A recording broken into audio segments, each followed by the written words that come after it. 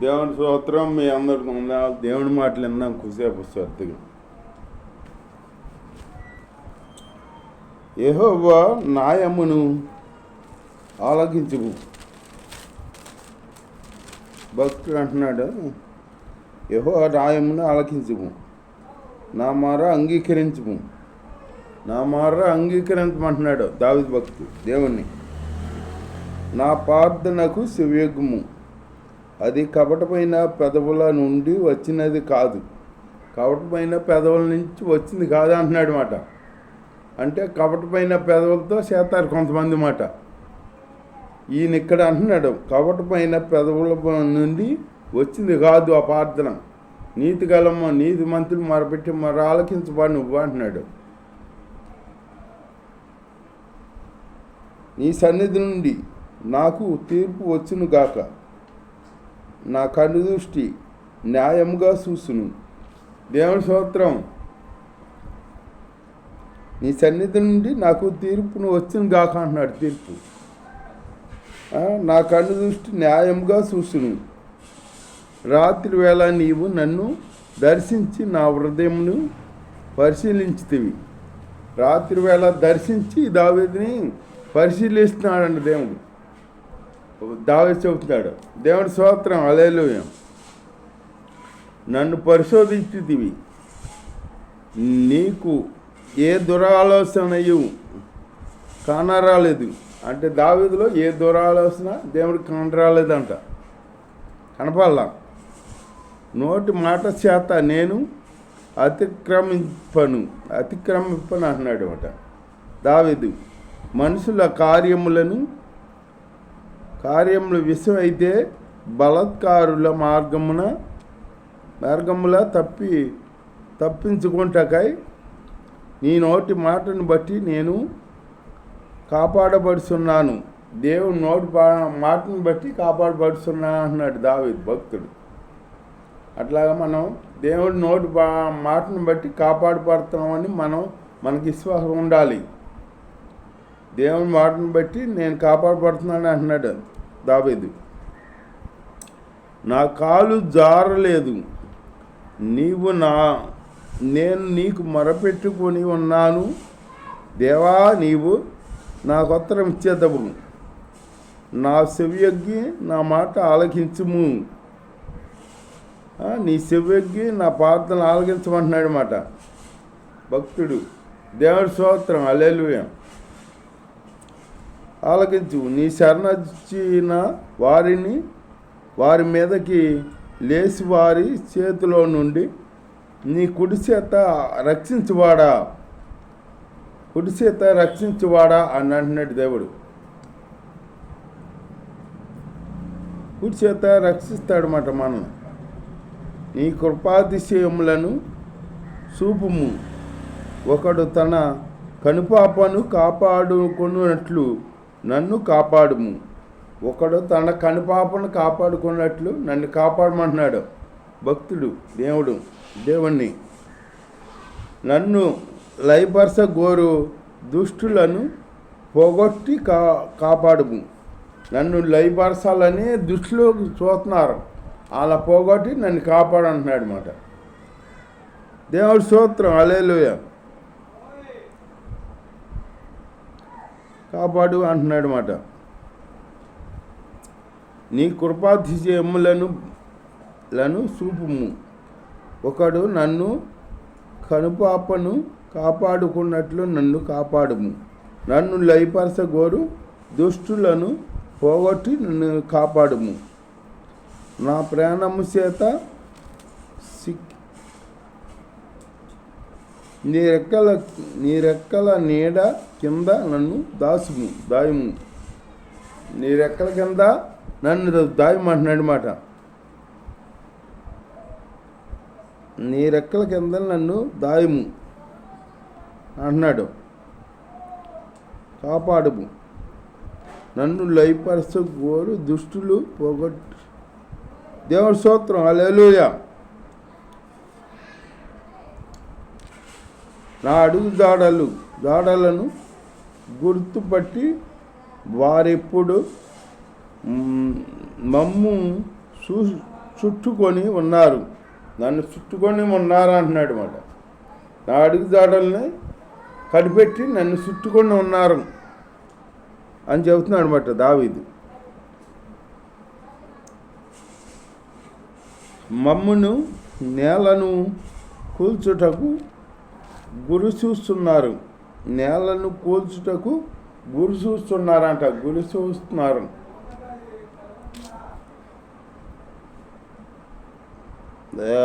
వారు చీల్చుటకు అతిరపడు సింహం వలె సాటైన స్థలములలో పొంచి కొదమ సింహం వలె ఉన్నారు, కొదమ సింహం వలె ఉన్నారు నా శత్రువులు అంటున్నాడు అన్నమాట. దేవుడి స్తోత్రం. యెహోవా లెమ్ము, వారిని ఎదుర్కొని వారిని పడగొట్టుము, వారిని ఎదుర్కొని వారిని పడగొట్టుము అంటున్నాడు అన్నమాట దేవుడు. పడగొట్టుము. దుష్టు నీ చేతిలో నుండి నీ ఖడ్గము చేత నన్ను రక్షించుము, దుష్టు నీ చేతిలో నుండి నీ ఖడ్గము నుండి నన్ను రక్షించమంటున్నాడు భక్తుడు. దేవుడి స్తోత్రం. అలా మనం దేవుడిని అడగాలి. దావీదు ఒక్కనే కాదు కాపాడేది, మనల్ని కూడా కాపాడుతాడు. దావీదు దేవుడే మన దేవుడు. దావీదులాగా మనం భక్తి చేయాలి, అప్పుడు మనం అడగగలం. నా జీవిత కాలంలోనే తమ పాలు పొందిన ఈ లోకుల చేతిలో నుండి నన్ను కాపాడమంటున్నాడు అన్నమాట. నీ హస్తబలం చేత నన్ను రక్షింపు, నీ హస్తబలం చేత రక్షించమంటున్నాడు అన్నమాట దావీదు. దేవుడి స్తోత్రం. హల్లెలూయా. నీవు నీ దానములతో వారి కడుపు నింపుతున్నావు, వారి కడుపు నింపుతున్నాడంట దేవుడు. మరి అందరం కాపాడే దేవుడే. శత్రువులైనా మనల్నైనా అన్యులైనా ఎవరినైనా దేవుడే కాపాడేది, దేవుడే రక్షించేది, దేవుడే ఆహారం ఇచ్చేది మనకి. సృష్టికర్త దేవుడు యేసయ్య. అది తెలుసుకోక జీవిస్తారు కొందరు.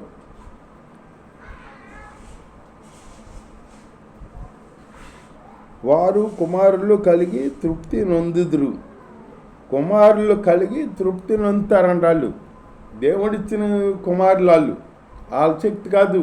వాళ్ళు అనుకుంటారు అలోహలో నా శక్తి, నా బలం చేత నేను పిల్లలు కలగలిగాను, సంపాదించగలిగాను అనుకుంటారు. అంతా బుద్ధిదే, వ్యర్థం అది. దేవుడు ఇవ్వకపోతే ఎవరో పిల్లలు కనలేరు. పిల్లలు ఏవో వచ్చి స్వాష్టం మాట, స్వాష్టం మాత్రం. తమ ఆస్తిని తన పిల్లలకు విడిచిపెట్టుదురు, ఆస్తి పిల్లల కొరకు సంపాదించరాలు.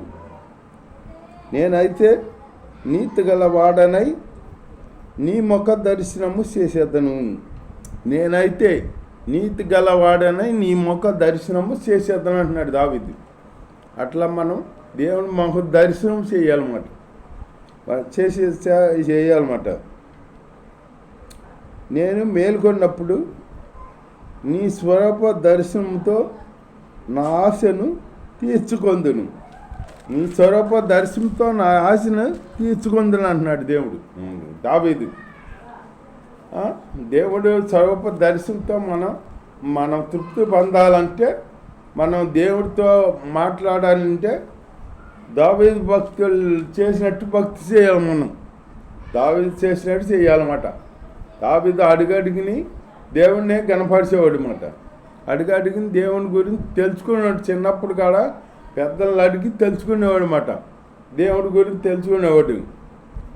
వాళ్ళ తాత ఈయన అడిగేవాడు అంట, వాళ్ళ పెద్దలను అడిగేవాడు అంట. తాతయ్య మీ ముందు ఎర్ర సముద్రం పాయలైపోయిందంటగా, ఎట్లా అయిపోయింది అని అడిగేవాడంట. అదేదో గాలి వచ్చింది, అప్పుడు సముద్రము పాయలైపోయింది అని అన్నాడంట. అంటే తాతయ్య అక్కడ నీకు పీతలు కనపడలేదా, పీతలు చేపలు కనపడలేదా? మరి ఏమరా కనపడలేదా? రోడ్డు మీద రోడ్డు అయిపోయింది, రోడ్డు మీద నడిచి వెళ్ళాం. మేము ఆ పక్క వెళ్ళినాక అప్పుడు శత్రువులు అందులో మునిగి చనిపోయారు అని చెప్పాడు. అని వాళ్ళ తాతయ్యని వాళ్ళ మామని అడిగి అట్లా తెలుసుకునేవాడంట. అట్లా పిల్లలకి అట్లాంటి ఆసక్తి ఉండాలి, దేవుడి ఎందు ఆసక్తి ఉండాలి. దేవుడి ఎందు ఆసక్తి ఉంటే ఈ లోక జ్ఞానం కాడ దేవుడు ఇస్తాడనమాట. దేవుని గణపరిచే బిడ్డలుగా ఉండాలి. ఇప్పుడు తల్లి తండ్రులే బిడ్డలనే దేవుని మార్గంలో నడుపుతలా, లోకంలో వదిలేస్తున్నారు, లోకానికి వదిలేస్తున్నారు అనమాట. ఇప్పుడు ఈ సెలపళ్ళు వచ్చింది కదా, ఆ సెలపళ్ళు ఇచ్చేస్తాం. వాళ్ళు అడిగితే ఆ సెలపళ్ళు ఇచ్చేస్తాం, వాళ్ళేమో వాళ్ళు సెలపళ్ళు ఎట్టుకుని కూర్చుంటాం. వాళ్ళు అనుకుంటున్నారు మన బిడ్డలను ఏదో ప్రేమగా పెంచుతాం అనుకుంటున్నారు, కానీ ఆ పెద్ద అయినాక వాళ్ళకేమో శత్రువులుగా మారుతారు. వాళ్ళకే శత్రువులుగా మారుతారు. ఇప్పుడు చూతలేదు, అందరు చూతలేదు. తల్లిదండ్రిని హాస్టల్లో వదిలేస్తాం, దిక్కులేని వదిలేస్తాం, తల్లిదండ్రిని పట్టించుకోపోతాం. చూస్తాం కదా, చూతానే ఇంకా పిల్లల్ని ఇంకా గారం చేస్తున్నారు వీళ్ళు. వాళ్ళు ఇప్పుడు పిల్లల్ని ప్రేమించేవాడు వాళ్ళకి శత్రువు. పిల్లల్ని దండించేవాడంట మిత్రుడంట. అంటే వాళ్ళ భవిష్యత్తు కోరి దండిస్తున్నాడు. దండించిన వాళ్ళు మంచిగా వాళ్ళ భవిష్యత్తు మంచిగా ఉంటుంది. అట్లాగానే పిల్లలని ప్రేమ ఉండవచ్చు. ప్రేమ ఎక్కడ ఉండాలి అక్కడ ఉండాలి. ప్రేమ ఉండాలి, భయం ఉండాలి. భయం లేకపోతే అంట పిల్ల బాల్యం నుంచే వాళ్ళ హృదయం కఠినగా ఉంటుందంట. కఠిన హృదయం అంట వాళ్ళది. వాళ్ళు ఏ మాట మాడితే ఆ మాట మాడతారు. మనం చెప్పాలి, ఇట్లా ఉండాలి, ఇట్లా నడవాలి అని మనం నడక నేర్పాలి. మంచి మార్గాన్ని నడపాలి. పిల్లలకి చిన్నప్పుడు చెబితే అదే అలవాటు అయిపోద్ది. దాన్ని వదలరు. అందుకే దేవుడు చెబుతున్నాడు, నీ బాల్య దినమునే నీ సృష్టికర్తను స్వార్థం తెచ్చుకోమంటున్నాడు.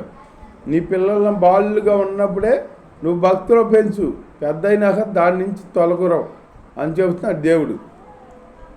తొలగరవు. అప్పుడు నువ్వు నీ బిడ్డలను కాపాడుకున్నవాడు బాగుతావు, కాపాడుకున్నదాని బాగుతావు పాట.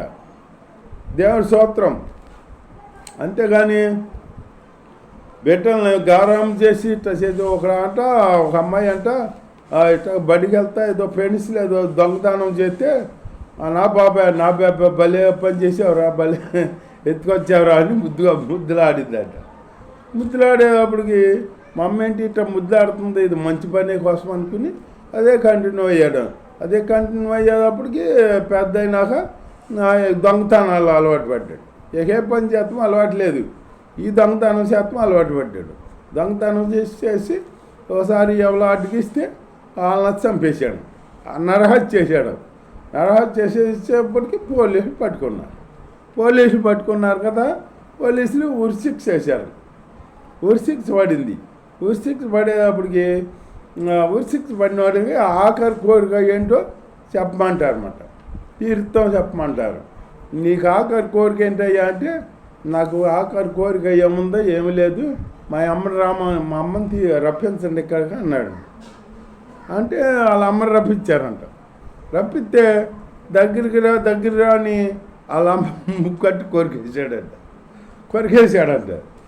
ఏంటి ఇట్ట ఈ పని చేసావంటే, నువ్వు ఈ పనిలో మానవా నువ్వు అంటే, కాదు నేను ఈ స్థితిలో ఉంటాకి మా అమ్మే కారణం అన్నాడంట.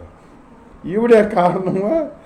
నన్ను చిన్నప్పుడు పెన్సిల్ దొంగతనం చేసినప్పుడు నన్ను ముద్దులాడింది, ఏ పని మంచిదేమనుకున్నాను నేను, అది కంటిన్యూ అయ్యాను. నేను పెన్సిల్ తెచ్చినప్పుడే ఒకరు తీయకూడదయ్యా, ఒకరు తేకూడదు, తప్పు అయ్యా, ఇటువంటి పనులు చేయకూడదు, మనం మంచిగా ఉండాలి, మంచిగా జీవించాలి అని దేవుడు చెబితే అప్పుడే నేను బుద్ధి వచ్చాను, నాకు మంచిగా జీవించేవాడిని, మంచి పనిలో పోయి ఇప్పుడు ముద్దులాడేటప్పటికి ఈ పని వేసేటప్పటికి ఇది మంచి పని నేను అనుకునేటప్పటికి ఇట్లా చేసి హత్య చేసి మీకు దొరికిపోయాను. మీ దగ్గరికి వచ్చాక మీరేమో ఊరిసిట్ చేశారు, నా జీవితం ఇట్లా అయింది, అంతే కానీ అని చెప్పాడంట.